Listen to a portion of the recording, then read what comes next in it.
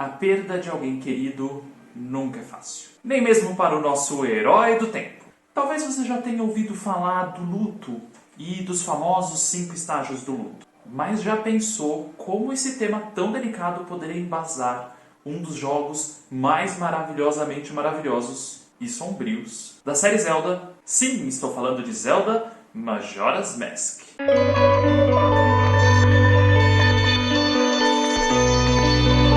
O ano é 1998 e é lançado The Legend of Zelda Ocarina of Time.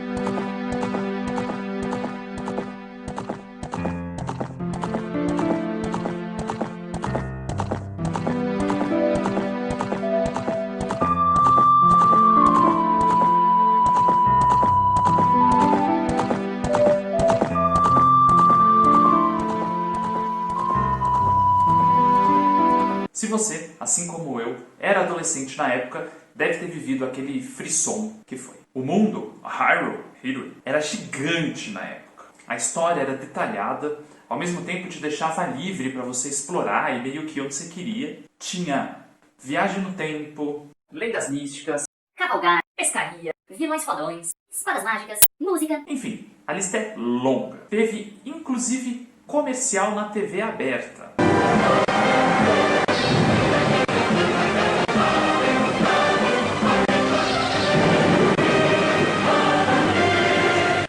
Que outro jogo chegou a anunciar no horário nobre da Globo. Só uma coisa nesse jogo era bem chato. Sim, a fadinha Navi. Ela devia estar lá para nos dar dicas na hora que a gente ficou travado e lembrando da gente, da história, onde nós devíamos ir, o que fazer. Era tipo uma Wikipédia dos anos 90. Só que tudo que ela fazia era encher nosso saco.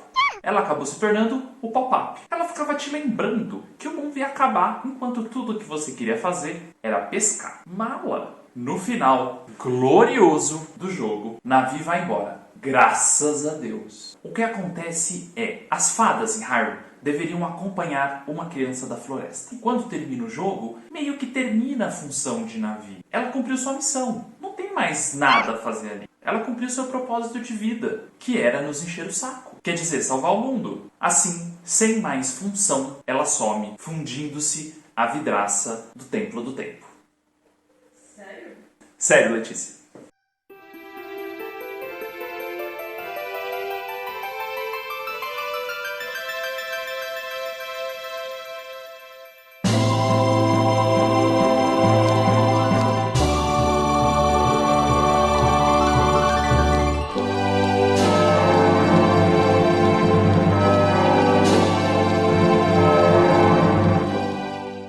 Sim, ela morre. E aqui começam as teorias do próximo jogo da franquia The Legend of Zelda, Majora's Mask, que é o tema que eu vou tratar nesse vídeo. Em Majora's Mask, Link, o mesmo da história anterior, tendo voltado à sua forma criança, está com seu cavalo andando pela floresta das Lost Woods, à procura da Navi. Ele é então ali atacado, rola umas treta e ele acaba caindo em um buraco, em uma cena bastante Alice no País das Maravilhística.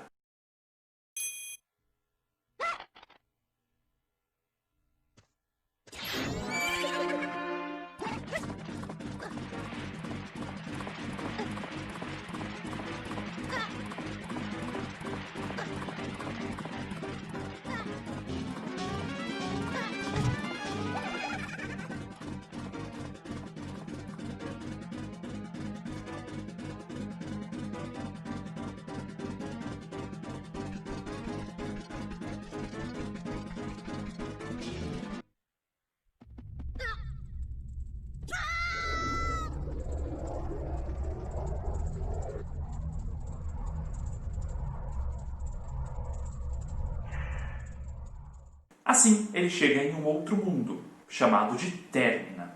E aqui começam as teorias. Uma delas já diz que Termina é provavelmente uma espécie de purgatório de Hyrule, já que as pessoas que Link encontra em Termina são as mesmas que ele viu na história original. São meio que doppelgangers, ou seja, cópias. Um outro detalhe desse jogo também é que ele é um bom tanto mais macabro do que o anterior.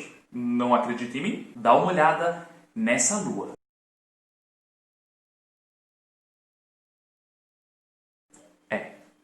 Essa lua bonitinha está caindo na Terra e irá acabar com a civilização em 3 dias.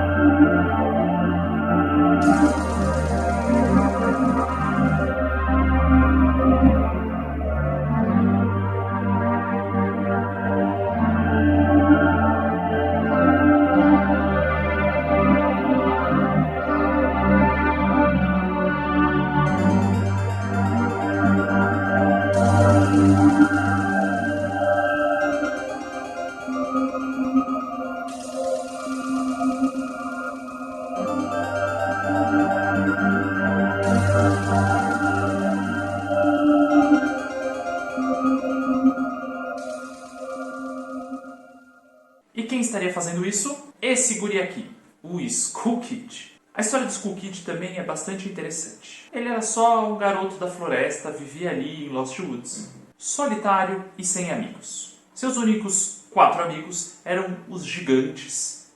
E eles se direcionam então para 4 cantos do mundo para cumprir sua função de guardiões de Termina, deixando o Skull Kid sozinho. O Skull Kid é então alguém do jogo, assim como o Link, que entende a dor e o sofrimento pela perda de uma pessoa querida, de alguém querido. Em um dado momento, Skull Kid encontra então 2 fadas. Eles se tornam amiguinhos. Passam o dia tocando flauta, fazendo traquinagem na floresta, até o momento que eles cruzam com o vendedor de máscaras. Nada macabro. Ele vende rostos. Sua cliente favorita é a Arya de Game of Thrones.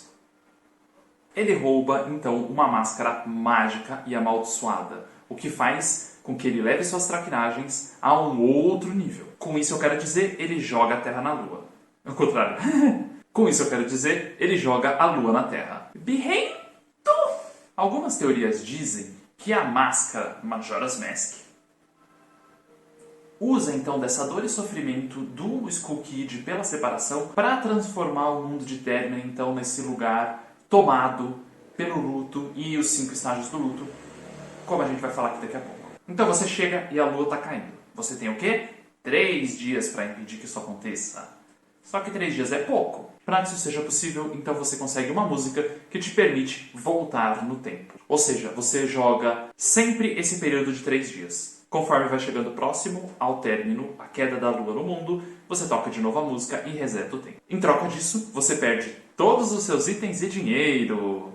Tá, por que eu estou dizendo então que esse jogo fala sobre luto? Incapaz de encontrar Navi, Link tem que lidar então com o fato de que ela realmente se foi, graças a Deus, para sempre. A gente até encontra outra fada que passa a nos ajudar, mas o vínculo dessa fada não é com Link, é com sua irmã. A irmã dessa fada está sob o domínio do Skull Kid. A gente ajuda ela a recuperar a irmã e tudo, e é legal. Mas é isso. A fada amor da vida do Link era Navi. Ela se foi e Termina ajuda ele a elaborar esse luto. Como? A psiquiatra suíça Elizabeth Kubler-Ross dedicou sua pesquisa a entender os processos relacionados à morte. Dentre eles, formulou a famosa teoria de que existem 5 estágios para se lidar com o luto da perda.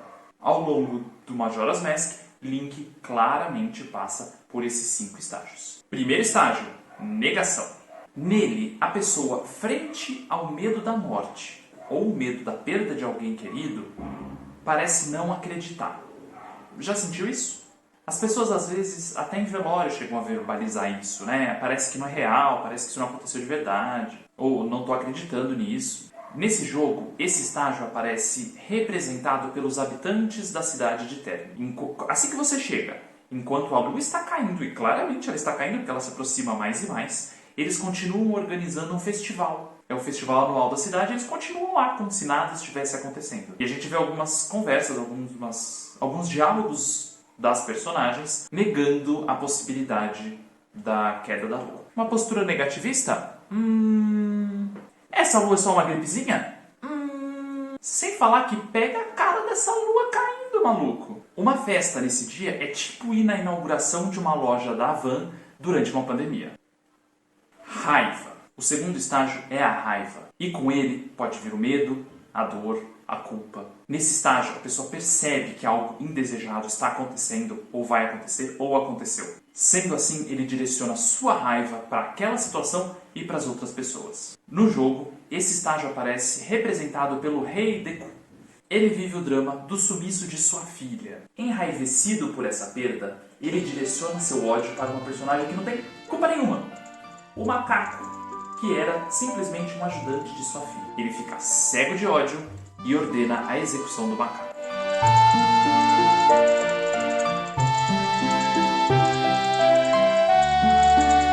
Ele não se importa se o macaco é inocente ou culpado. Alguém tem que pagar. E esse é o sentimento de alguém nesse estágio. Além disso, o local onde fica o palácio do Rei Deku é um pântano. E esse pântano está tomado por um veneno. O veneno aqui representa a toxicidade dos sentimentos da raiva. E com a conclusão desse estágio, ele se limpa, esse veneno vai embora.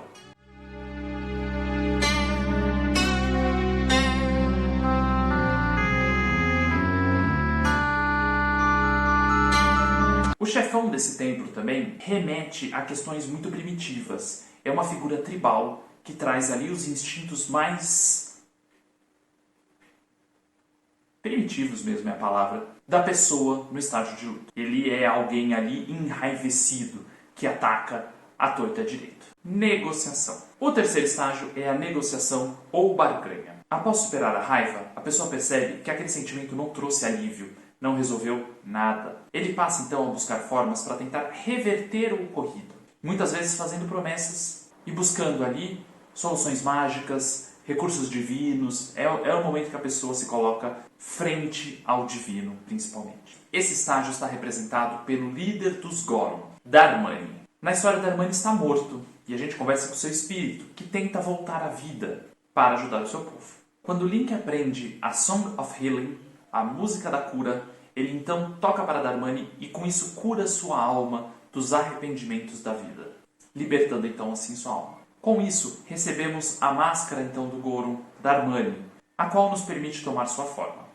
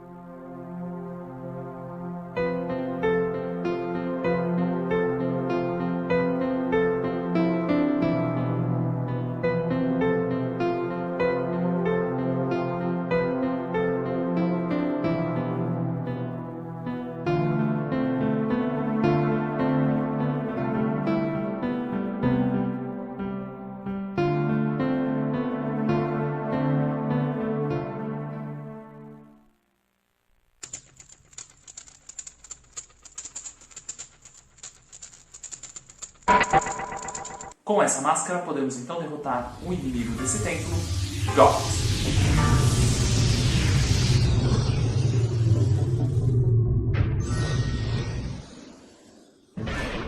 Perceba que o boss, Goth, é um monstro que gira em círculos, simbolizando como a tentativa de negociação é um processo que não leva a lugar nenhum. Nessa fase, o sujeito gira em círculos, e para superá-la é preciso quebrar esse círculo e seguir em frente.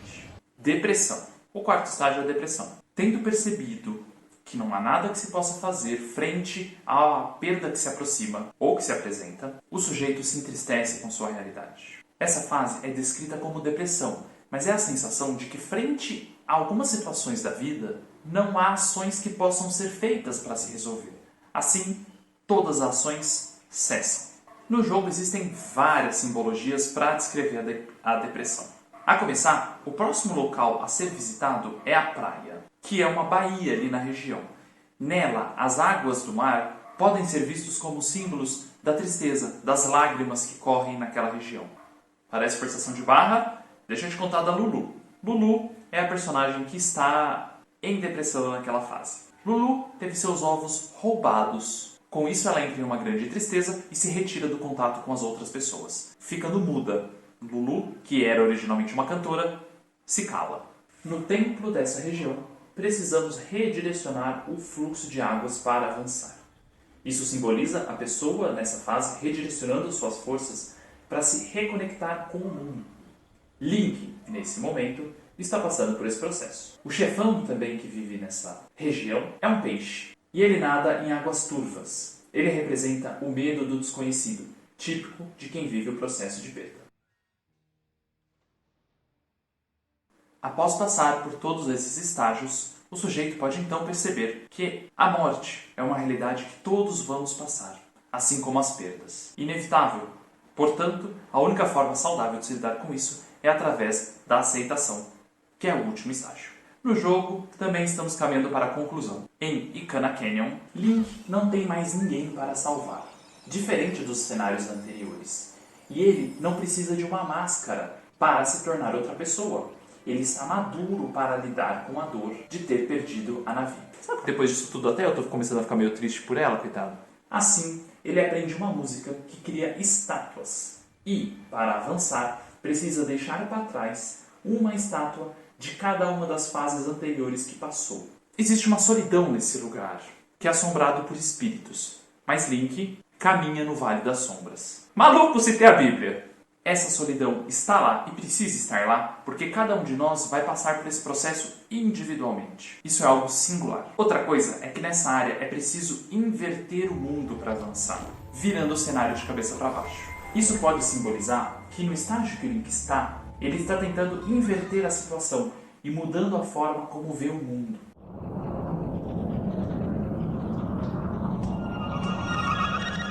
No final desse mapa, recebemos a máscara do gigante, que faz com que nós tornemos, um gigante. Isso traz a ideia do aumento na autoestima de Link, que também é uma característica dessa fase.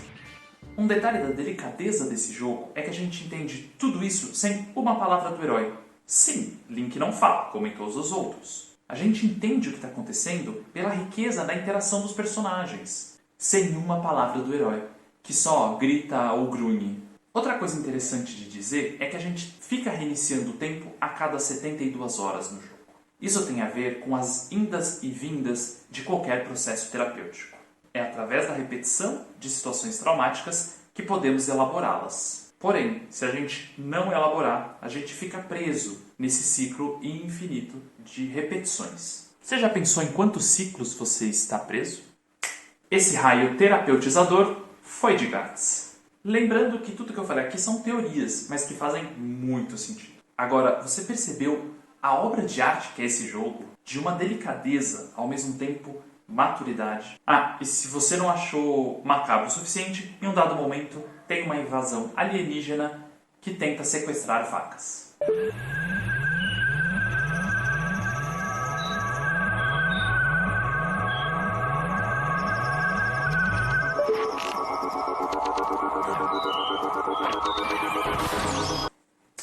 É isso aí, gente. Espero que tenham gostado. Diferente do Link, falei muito aqui, então fui.